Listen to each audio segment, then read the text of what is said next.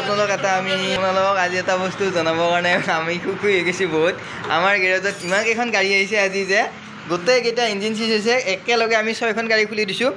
1 number এইখন এটা Activa scooty BS4 এইখন ডিঅ', এইটো হিট মডেলটো আগৰ ডিঅ'টো। তাত এইখন মেচটো, এইটো মেচটো ইঞ্জিন ইয়াত খুলি কিনে থৈ দি আছে গোটেইখিনি। এইটো বাৰু পুৰণি, এইটো বাৰু বাদে এখন আছে। এইখন এখন আছে এক্টিভা, এইটো এটা গৈছে। এইখন এখন তাৰপিছত এইখন হৈছে BS6, এইখন BS6 এক্টিভা BS6। তাৰপিছত এইটো এইটোৰ হয় এইখন এখন আছে BS6 এক্টিভা। দুখন এক্টিভা BS6 একেলগে খুলি দিছোঁ।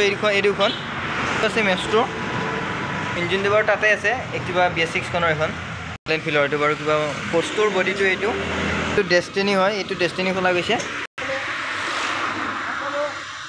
এওঁ আমাৰ কাষ্টমাৰ আছে আমাৰ লগত, ৰঞ্জিত দা হয়।